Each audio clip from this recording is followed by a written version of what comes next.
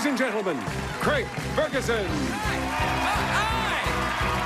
Hi, everybody!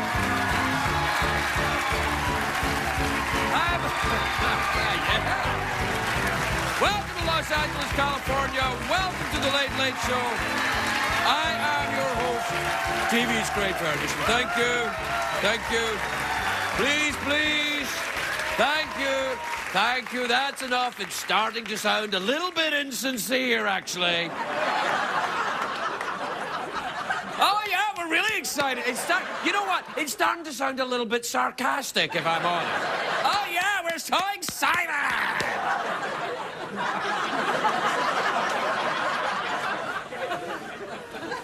It is a great day for America, everybody. Not all of America. Most of America, not New Jersey, though. I love New Jersey. It's a great state. What's their state motto again? Welcome to New Jersey. What's that smell? Is that it? I actually like it. It's a lovely place, New Jersey. But remember, they had some trouble today. Remember their ex-governor, the one that came out and said he was a gay American? Well, as long as you're American. But, well, it turns out he and his wife were spending every weekend having three-way sex with their male driver. I know! Now, this is just one day after the governor of New York resigned in the hooker scandal. I think, you know what I think? I think New Jersey went, well, you think that's dirty? Look at this. Look how dirty this is. Hey, baboom. Hey, hey. Hey, baboom. Hey, hey. That's it. The whole state talks like that. Like a Scottish guy who's been in Pakistan for a while. And the big news today, of course, is the thing everybody's talking about is the story about, about the guy with the high-priced skanks. I'm not talking about the governor of New York or the governor of New Jersey. I'm talking about something much sleazier. The Bachelor started again last night. Yes, that's it. For me, that's it. The new TV season has officially begun. You can keep your acting and your sophisticated drama. Give me The Bachelor every time. Take that, HBO, you quality-obsessed jerks with your good shows, which are both informative and gripping. I'm not interested. Not only did The Bachelor start last night, but Dancing with the Stars started last night as well.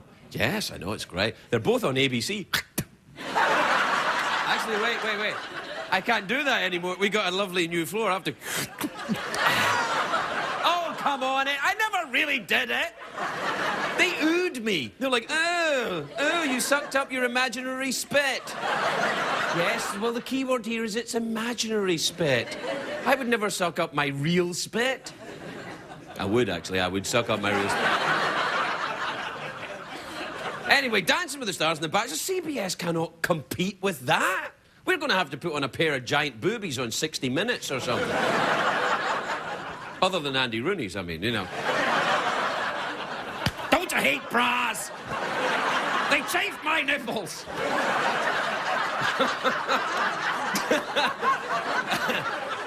Young people, I hate them with their music and their bras. I told him, oh yeah, Dancing with the Stars. This floor is this is the old floor from Dancing with the Stars. It's right, this one we have here, it came with our new set. You see how shiny it is? I can see right up my pant leg if I look in the right way. And I see I'm very happy to be here.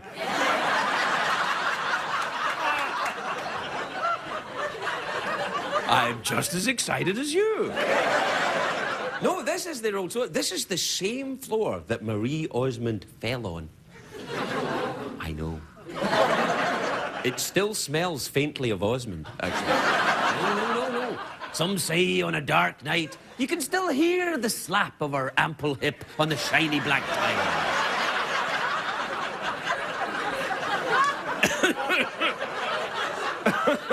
Made myself laugh. That's half the battle, I think, really. Anyway, they always have the beautiful women on Dancing with the Stars. Can we see one of the women from this scene? There you are. Wow.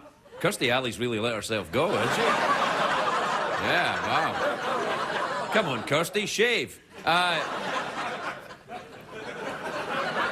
know, it's a joke. Line up. Anyway, I like Dancing with the Stars because I like the dancing. Dancing, of course, is a courtship ritual between men and women. And my mother and father met at the dancing because women love dancing. Women love it, and men, well, for men, it's a necessary evil. It is something we go through in order to have sex. We pretend to like, oh, this is fantastic. Oh, this is the greatest thing of my life. Yeah, honey, I've never been happier. Because women think... Do you like that? You like that, don't you, bitch? Anyway... No, because women think that a man who's a passionate and thrilling dancer will be passionate and thrilling in bed. And it's true. A man who's a passionate and thrilling dancer will be passionate and thrilling in bed with other men. True story.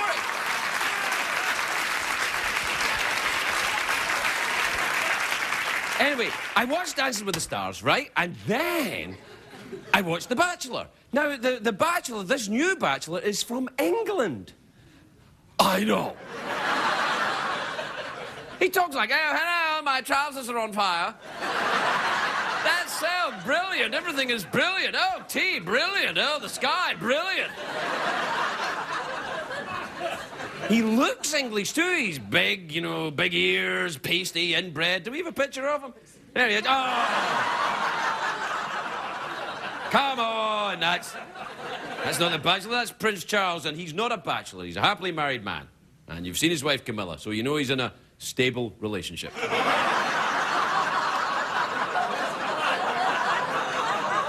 He's been saddled with her for years. They hit the hay every night at about 9. Their love is unbridled. I'm saying she looks like a horse. Do we have a clip of the real Bachelor? Hi, I'm Matt Grant. I'm from London, England, and I'm here to steal your women. Now, if by stealing our women you mean the women that were on The Bachelor last night, I think I can speak for the majority of Americans when I say you can have them. Take them.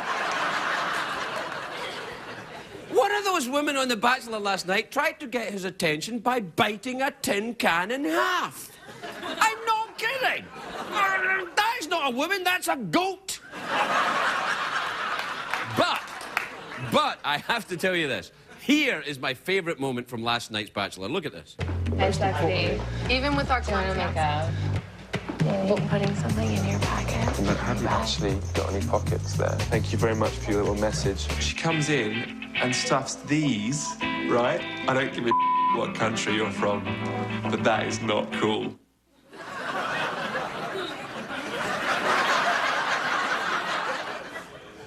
I don't know what kind of backwards, girly country you come from, Mac, but where I come from, that is cool. And if you don't think a drunk woman in a glittery dress putting her panties in your pocket is cool, get the hell out of America, buddy! All right, we'll be right back with more stuff, everybody.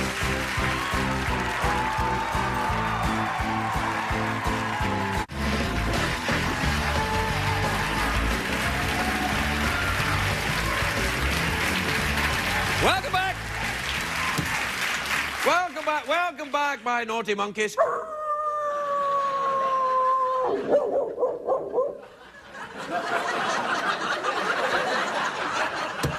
Hang on. Something in my pocket keeps moving. I don't know.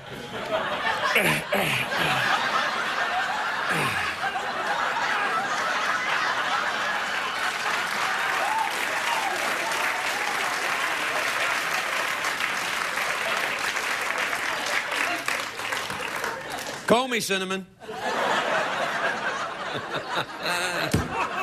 Actually, you think I had... No, that was a trick I learned. These are actually mine. I took them off. I'm going to do the rest of the show commando.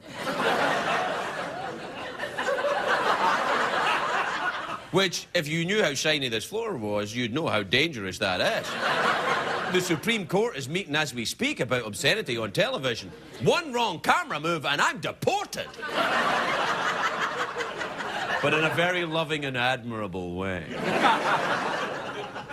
Now, we get a lot of emails at this show. Well, we get one. And And people say, they email the show and they say, Craig, we have jobs, or we go out, or, you know, we have a life. We can't get home for the start of the show, and we miss the monologue, and it makes us feel bad, and we're too cheap to buy TiVo. So every now and again, what we do for these folks is we set aside 30 seconds at this point in the show to recap the monologue. Do we have the clock for the 30-second monologue recap? Okay, and off we go, everybody. Great day for America, everybody. Gay governor, hookers.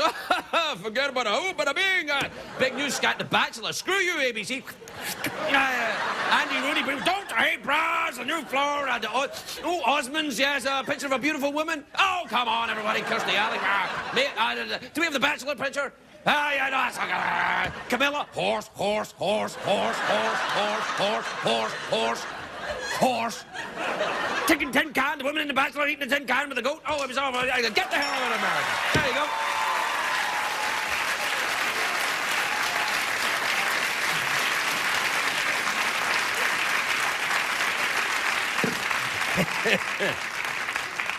Now, thank you. Now, a lot of people email the show. And by the way, if you're caught up to speed now, everybody. If you missed the monologue, that was pretty much it. Now, a lot of people email the show and they say, Craig, we're dogs, and we can't understand the show because we are dogs. In fact, it's pushing the bounds of believability that we can actually send emails.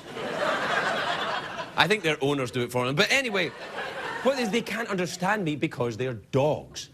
So every now and again, we set aside 30 seconds in the show, around about this time, where I will recap the monologue in dog language for the dogs. We just set the scene for this. Hold on. A little bowl there. Dog collar on. This is kind of how I got the job in the first place, really, isn't it? Little dog collar, bone. Not doing the joke that would get me deported. But you and I are both thinking about it. All right. Well, you're not thinking about it, but I'm thinking about it. All right, so for the dogs that don't understand the monologue, we'll do 30 seconds of the monologue in dog language, starting now. Forget about it. The Bachelor. Andy Rooney.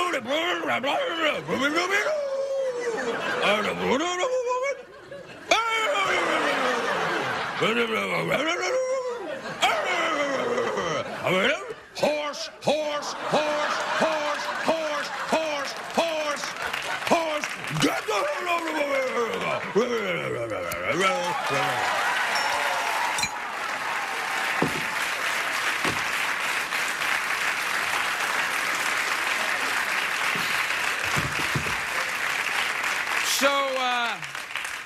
So all the dogs are watching the show are like, what the hell was that? Like, what the hell was that? And everybody else who's not a dog watching the show is like, what? Well, the truth is, we fill in, what, 5 hours of TV every night we do this? To be honest, some of this stuff is very weak. And it seems you've hit us on one of those nights. But that's good, because tomorrow when you're talking to your friends, you'll be able to say, did you see the Scottish guy last night? It was very poor. And in a way, you'll have been right, and in a way, I think we've all learned something. The reason I say I think we've all learned something is because if you say that often enough, they give you an Emmy. You go like that, you say, I think we've all learned something. And you say, tonight on a very special Late Late Show.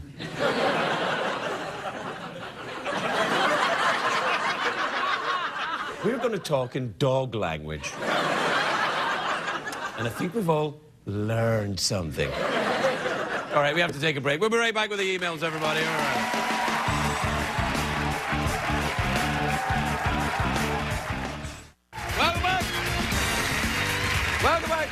Welcome back, my naughty monkeys.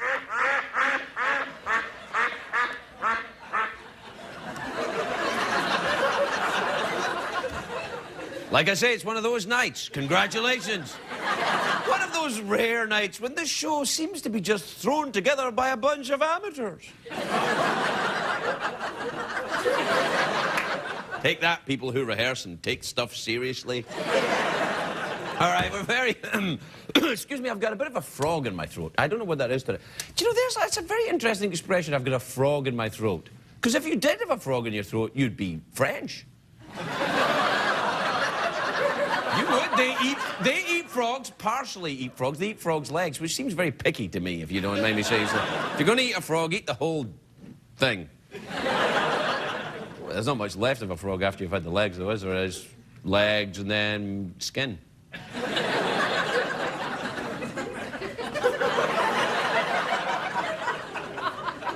I told you it was one of those nights, didn't I?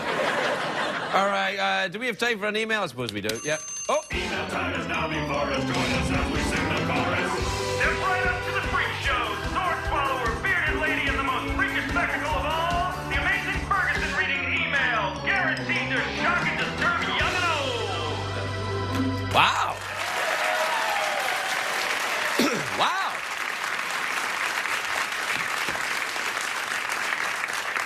I think we can all agree that the email jingles are now officially better than the show. By a long way.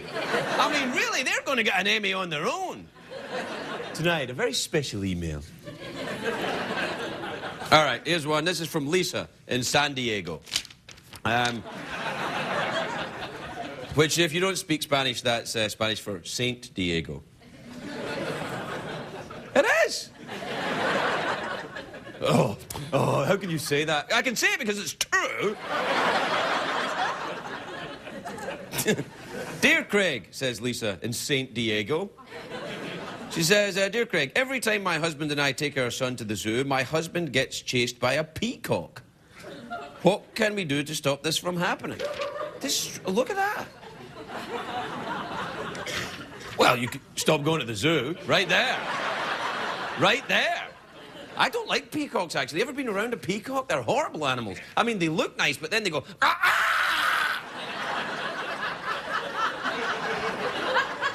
They're like a lot of the actresses you meet in Hollywood, actually. Not anyone that's been on this show or will be on this show is booked to be on this show.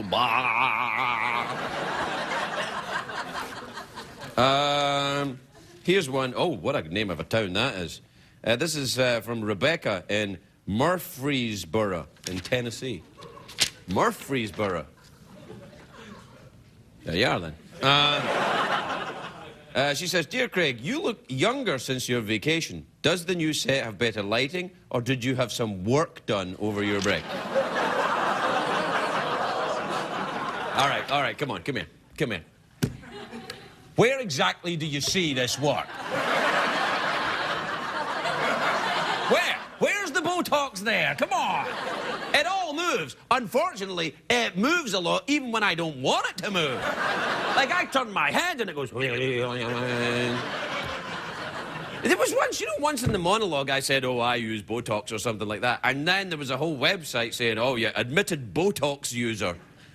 Craig Ferguson, that's what it is, admitted Botox user. Where? If I had used Botox, I wouldn't use it in my face, I'll tell you that.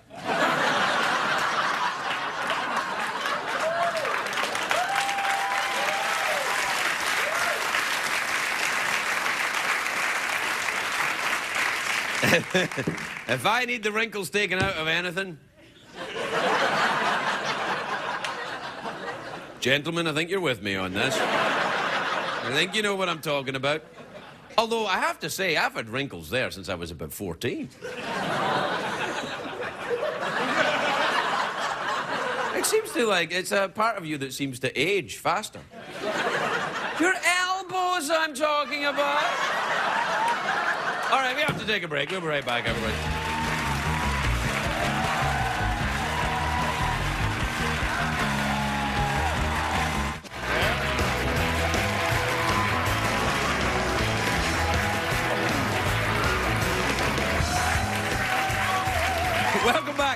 Welcome back. I'm practicing for my Vegas magic act. So you get a wind machine in your hair and you go...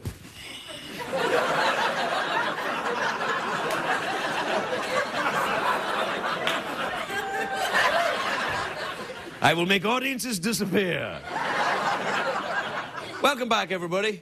My first guest tonight, a very beautiful and talented actress. She's starring in Snow Angels, which is in theatres now. Take a look at this.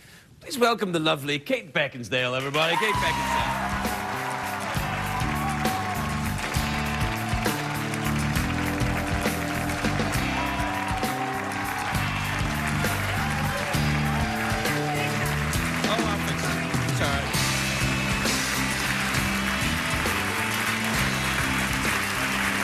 Hello. How lovely to see you.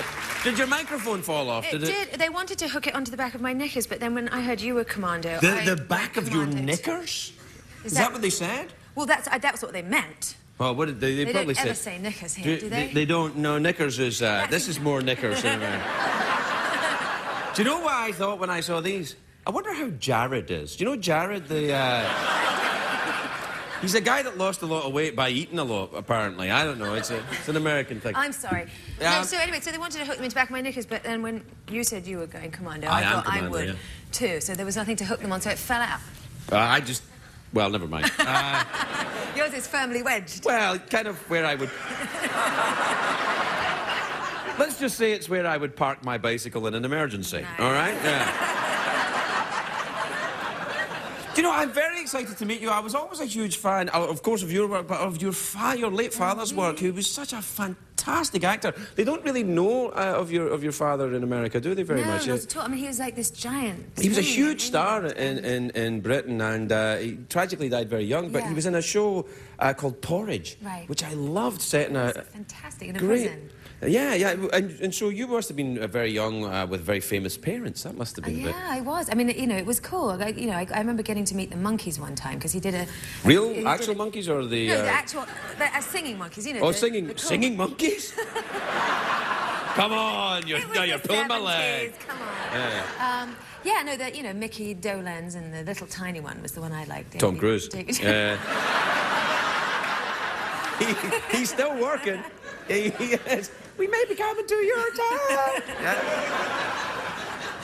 So I got to meet them, and it was good. I remember discovering really young, like, what wasn't good about being the child of famous parents, because I used to like that show, Family Fortunes, which I think here is called Family Feud. Yeah, it's Family Feud, but Family Fortunes it was in Britain, yeah, and I used to sit and watch that and think, God, I'd love to go on that show. And I suddenly realised that nobody was famous on that show, so you couldn't go on it if you had famous parents. So that's when I realised it wasn't all it cracked gosh, up it must have been hell. It was torment. I like Work with me a bit, come on! Yeah, no, that's just terribly sad. Who used to host the Family Feud in Britain? Who was it? Was it Bob Monkhouse? Bob Monkhouse did. Bob Monkhouse, he used to go like this. Oh, yes, he did. Yeah. No, he did. He used to go... You don't have to keep doing that. Well, actually, I do for medical reasons, yeah. No, and the guy that hosted it here was a guy called Richard Dawson, who used to be on Hogan's Heroes. Oh, really? Yeah. And did he go as well? He did, kind of, yeah. He used to kiss everybody on the show. Yeah. He used to go, welcome to the show, darling. Oh, no. That's not very British, I don't think. It's not, no, he must have picked it up somewhere else, because English people don't kiss. No, Bob Monkhouse had a lot of makeup. I would have come off on everybody. Yeah. Do you a fan of the quiz shows? Do you watch them here? I don't watch any Do you watch television? You don't watch television? No, apart from this show, avidly. Stop. 2 reasons why I know you're lying. 1, no, and 2, this isn't really television. Come on. It's not television, it's an experience. It is. It's like having a creepy guy in your house. It is. It's like inviting a creepy foreigner into your bedroom every night. Do you know how many times that's happened to me? What? Yeah, I know. I'm sorry. The restraining order, I never mind. So tell me about the film, what's it called again? Snow Angels. Yeah, it's a small independent film, and it's basically follows 3 couples in various different stages of love relationships. Are you a couple with that fella there? He looks terribly young. No. I used to be his babysitter. I was going to say he looks terribly young for. Not that I would. Thanks a lot. No. Thanks a lot. No, I meant. I suffer the pants. I suffer the physical, and then you tell me I'm old. No, I never said you were old. I wore no underwear for you. Look where it got me. The night is young. And if I can dig myself out of this hole, we'll get back to that. No, I didn't mean that. I just meant he seemed like a child who was prepubescent. That's what I meant. You know, like I'd flatten him. Yeah. Basically. No, I didn't say that you would flatten him. How would you like LA? Is that nice for you? Oh, yeah. it's lovely. Do you live here now? I do live here. I never really sort of decided to move here, but then I accidentally married one and just stayed. How do you accidentally marry someone? I'm saying that like I've never done it myself. No. Yeah. Everyone's no, I wasn't planning on marrying an American. I mean, it's still a bit hilarious to me that I've married an American. What are the big differences in your house then? Have you now accepted our strange American ways? Can you? Oh yes, you're one now. Yes, I am an American citizen. What are we doing about the accent? I'm staying with it. Are you? Yeah. Well, I figured out I've done everything else. I now I will stay and eat at the all-you-can-eat buffet until I pass out. Yeah. And I do all the other stuff. My teeth are better, but I'm staying with the accent. It's good to have a whiff of the old country, isn't it? It is nice to have a whiff of the old country. I'm Scottish American. If you became an American, you'd be English American. English American. Yeah. Well, you kind of are if you marry an American. But you have to fill out all kinds of forms, don't you? Yeah. Yes, I haven't done that.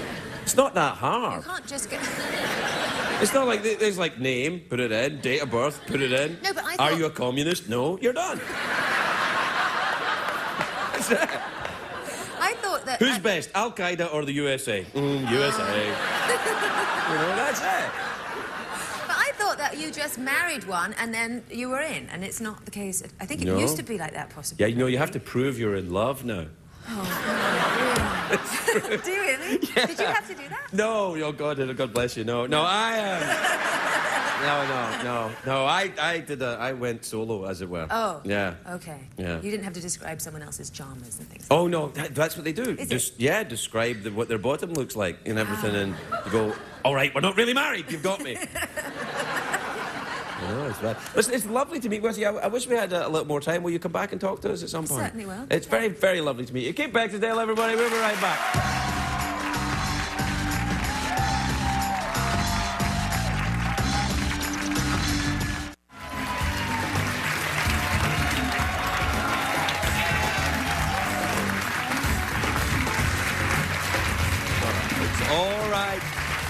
It's all right. I'm here.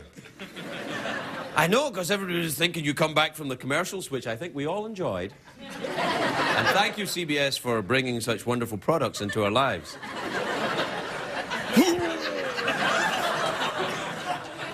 No, I'm definitely here. I'm still here. Hey, wasn't Kate Beckinsale nice? I know.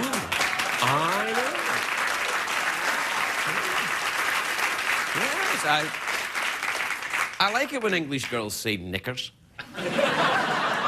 I'm Scottish, but I have always liked English girls. I don't know what it is. I think I've always enjoyed doing to them what their ancestors did to my country. You know what I mean?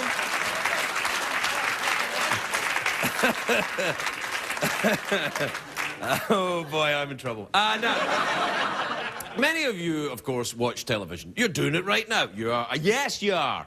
Now, my next guest knows a lot about television. He's the editor-at-large of Entertainment Weekly magazine. Please welcome Ken Tucker, everybody. Ken Tucker.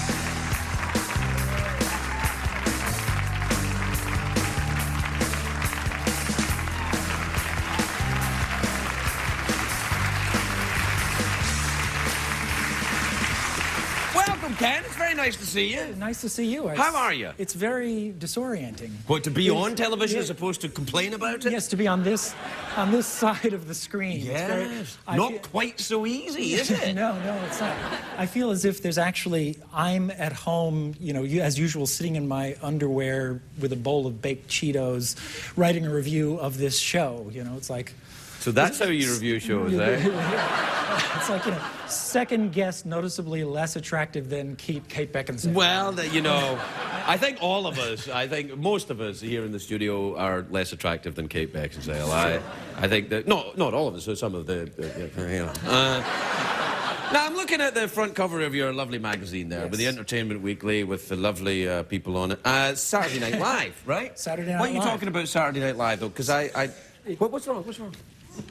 I said Saturday Night Live. What's wrong with that? That's the name of the show. Everybody has an opinion about it. Yeah. No, I mean, I think it's come back. It's, it's pretty good. I mean, the political satire, it's kind of interesting to me because right now you've got a lot of other shows out there since, Jon Stewart and Colbert and people like that. Not familiar with these gentlemen at all. There's just the competition is a lot heavier. So Right. I think to me when Tina Fey came back the first or second week, and you really showed what was missing. Do you like her show, the 30 Rock show? Love 30 I like 30 Rock as well. It Yeah. doesn't seem like... how's it doing with the numbers? Are people watching it?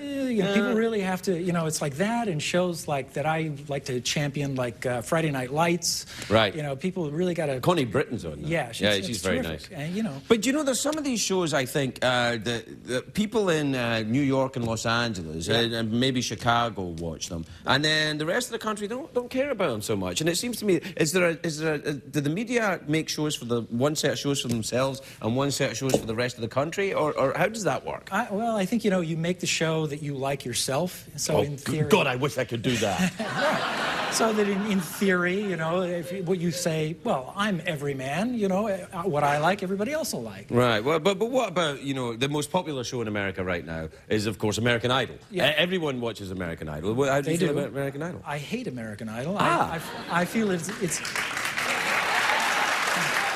Wow. I think... Pardon me, sorry to interrupt you, Ken. It seems we have some members of Al-Qaeda in the audience. You don't like American Idol? I think it's evil. Oh. I think American Idol has... Evil, you say? Evil. That's right, evil. I said it. Yes.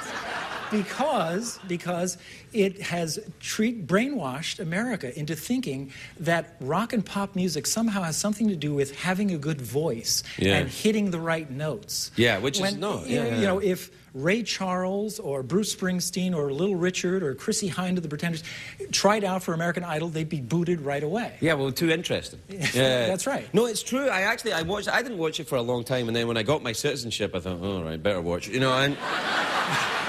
Kind of true. And I watched it. I was amazed how not very... I was like, oh, this is like people singing at a wedding or something. And then you have Simon Cowell. We're supposed to take our opinions, heed the opinions of this British guy in his sad little black muscle T-shirt. I mean, he doesn't know how to dress. Why should I trust his taste in music? Right. Yeah. Do you run into Simon Cowell much? At lunch all the time. Yeah. It's very interesting because people do seem to want to be led with the talent competitions and stuff. But don't you think it's about stimulating discussion? It's about like beauty contests in a way. Like people watch it and everybody picks their favourite. It's just like a family thing. And they get intensely involved, which I don't really understand. I mean, you were talking about the Bachelor. There's another show that's coming out called, seriously, Farmer Takes a Wife. And it's going to be about... this is absolutely serious on Fox. A farmer needs a wife, so a bevy of, city gals, beautiful city gals. What girls with tattoos at the lower back there, are going to come out, and he's going to come out and choose one. It's going to be, it's like sort of like The Bachelor with horse manure or something. It's really... if you're pitching this to me, I'm in, sweetheart. We have to take a break, Ken. We'll be right back. We'll be right back with Ken Tucker, everybody. Welcome back, everybody. Welcome back. I'm here with Ken Tucker, who is the editor-at-large of Entertainment Weekly. What does it mean, editor-at-large? It means I get to write about absolutely anything I want. As opposed to what? Do other people just have to write about... Yeah, well, I write about TV and music and... Well, so you don't actually have to necessarily write about any kind of entertainment, then? That's right. It could be, about... I don't know, politics? Well, you see, that's why they let you be entertainer at large, because you always will end up writing about entertainment anyway. That's right. It's nice, though. It's nice. What kind of TV do you enjoy watching? What did you grow up watching? What was your favourite when you were a kid? Well, I'm dating myself, but... Are you really? Yeah. Let's forget about this. Do you put your own underpants in your pocket? Well, I walked right into that one, didn't I? Yeah. It's like I'm old enough to remember the original Mickey Mouse Club, before Britney Spears and Justin Timberlake. Oh, yeah. I don't even remember that one. It was old. But then, it's like I watched stuff that my kids watched when they were... It's like I watched Baywatch for a long time. Do not say anything against Baywatch, Ken. Believe me. Don't. Believe me. Did you? I have very fond memories of Baywatch. Me too. I actually, a lot of times when I watched that show, I was dating myself. There you go.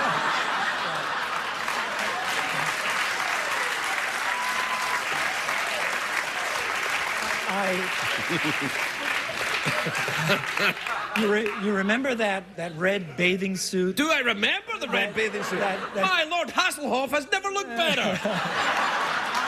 I'm thinking Pamela Anderson. Oh, Pamela. Yeah, she's nice too. Yeah. And it's in Entertainment Weekly. I had to write this down. You really are a reporter. I know. It says, reporter's notebook. My father used to say, he was a construction worker. He used to say, yeah, they don't give me a little pad that says construction worker pad on it.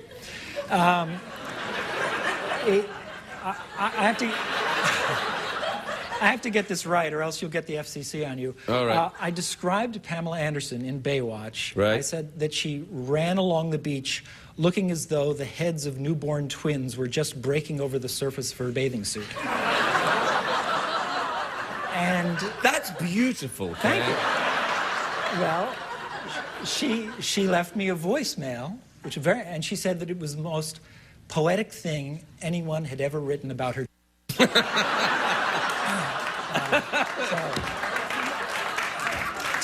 Take that, Tommy Lee. Take that, Tommy Lee. Yeah, you're absolutely right. Yeah. It might be the most poetic thing anybody's written about anybody. Oh, you're not. You can't say that on TV. I guess not. All right. Well, we can cut that out. Yeah. Oh no, we can't because we're live. Oh. That's right. And I'm home taking it down. Right. Yeah, that's right. You can. Yeah. Now, what's your opinion on the state of late night television? Who's your favourite? Say Letterman. Letterman. That's good. Thank you. Yeah. No, I think late night's really, it's where the stuff that can be said most frankly and honestly right now. I mean, it's like when you've got Jon Stewart, giving out things every night about where he stands on things. It's it's pretty exciting. Yeah. Who's that guy again you're talking about? It's Comedy Central. Right. Cable, you're saying. Basically. Yeah. Comedy Central, and I also have this. I like South Park, but I don't like Family Guy. Really? Yeah. Knock it off. Yeah, when it was first on, I wrote some negative things about it because I thought it was just, a lot of sort of silly when it wasn't being sexist, when it wasn't being racist or something. Right. And the creator of the show, Seth MacFarlane, said in an interview that he was thinking of having the dad, Peter, in one episode just turn to the camera and say, "Screw you, Ken Tucker." That's a great honor. Yes, actually, it would have been great, but he said he thought that was too pointed, right. As if nothing else on that show, is. but instead, there was a straight-to-DVD movie that they made. Instead, they had a Entertainment Weekly reporter, the baby Stewie broke his neck, and he made also a great honor. And he made it clear that was supposed to be me. So. Well, it would never happen to you here, Ken. You're loved and adored, as is your fabulous publication. Thank you so much. And we're always happy to see you around here. Ken Tucker, everybody. We're going to take a break. We'll be right back.